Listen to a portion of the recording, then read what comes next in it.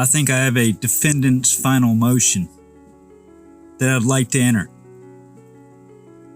So in the Justice Court of Lafayette County, Mississippi, the state of Mississippi, versus Matthew Reardon, cause number 928-6631, 929-0609, 929-0610, 929-1197, 929-1198, 929-1202. This is the defendant's final motion to dismiss prior to judgment.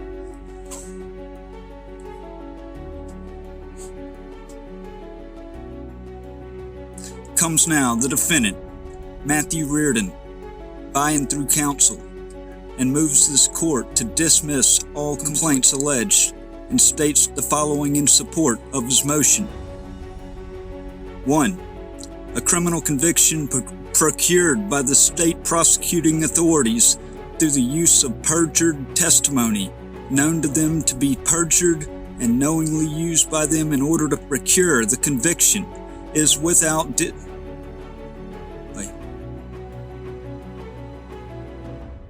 perjured testimony known to them to be perjured and knowingly used by them in order to procure the conviction is without due process and is in violation of the 14th Mooney v. Holohan, 294 U.S. 103.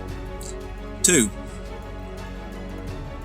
The Due Process Clause of the 14th Amendment governs any actions of the state through its legislature, its courts, or its executive officers, including action through its prosecuting officers. P294 U.S. 112. 3. In Brady v. Maryland, the court held that the suppression by the prosecution of evidence favorable to an accused upon request violates due process where the evidence is material to either guilt or to punishment, irrespective of the good faith or bad faith of the prosecution. A. The heart of the holding in Brady is the prosecution's suppression of evidence in the face of a defense production request, where the evidence is favorable to the accused and the material either to guilt or to punishment. Important then are 1. Suppression by the prosecution after a request by the defense. 2.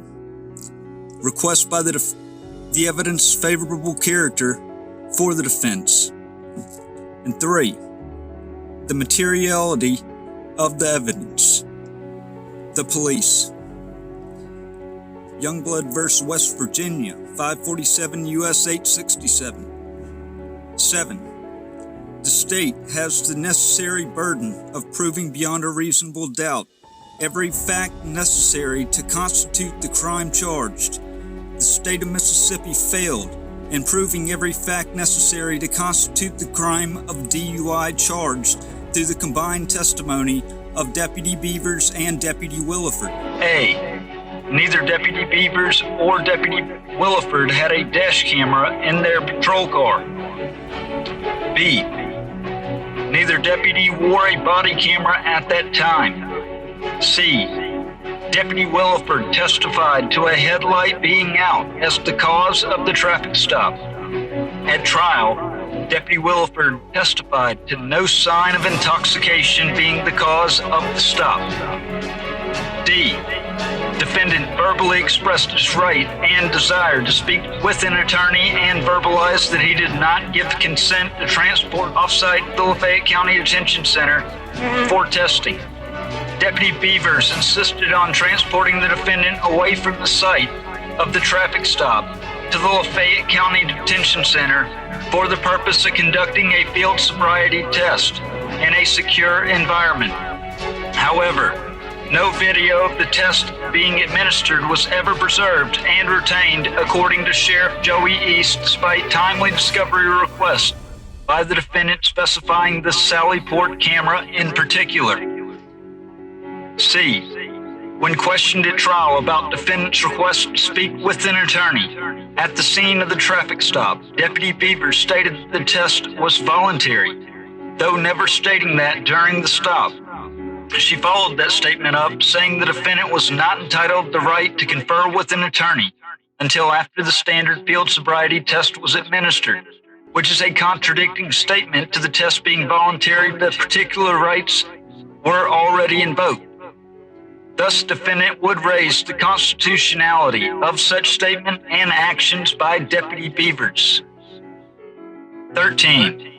That requirement in safeguarding the liberty of the citizen against deprivation through the action of the state embodies the fundamental conceptions of justice, which lie at the base of our civil and political institutions.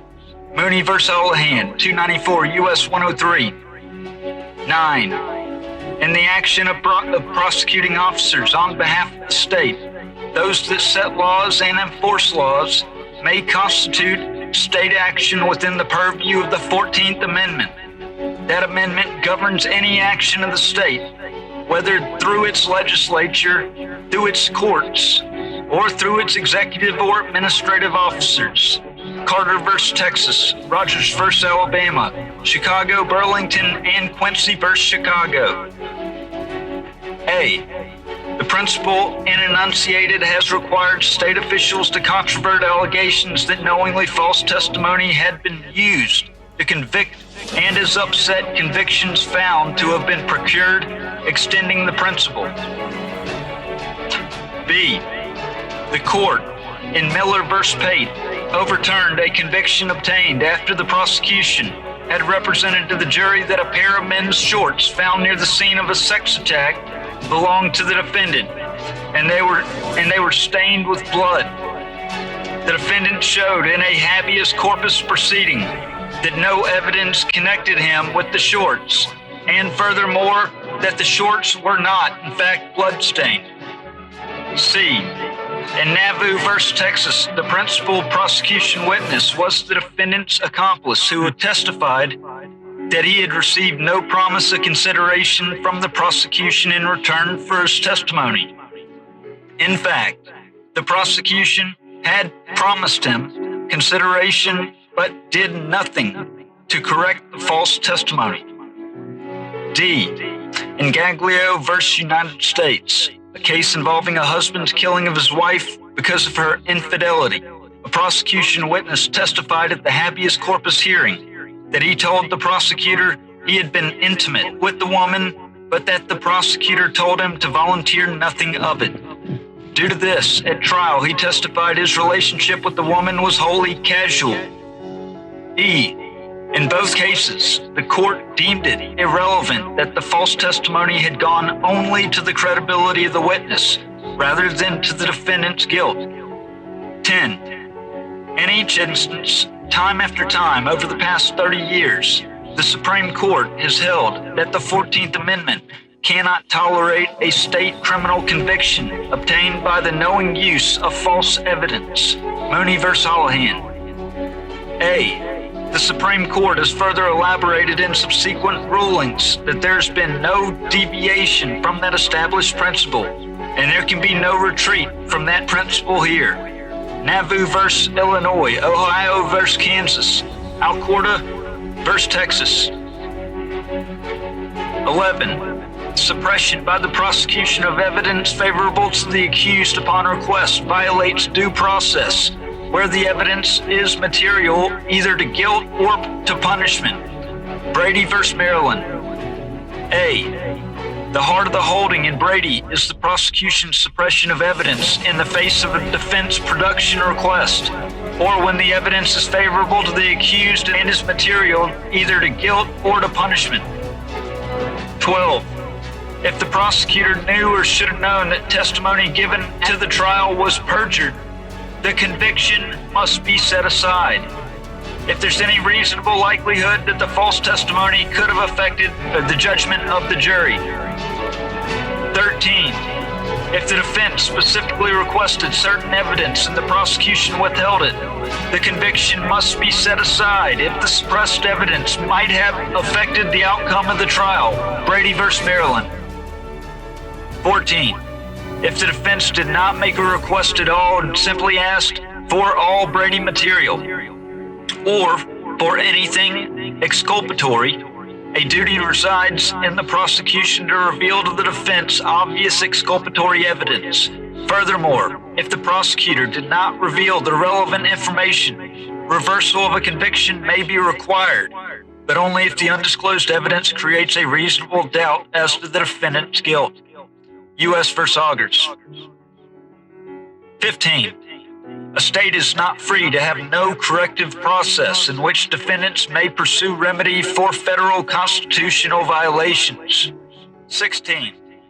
A conviction obtained in a mob-dominated trial is contrary to due process if the state supplying no corrective process carries into execution a judgment based upon a verdict thus produced by mob domination. 17. The state deprives the accused of his life or liberty without due process of law or some form of corrective process when the convicted defendant alleges a federal constitutional violation, contravenes the 14th Amendment. Mr. Reardon has asked me to make what is called an England-Virginia reservation, which I had to look up, Your Honor. And it's a reservation of a right to try issues that might involve federal questions or constitutional issues in a federal forum when that time arises.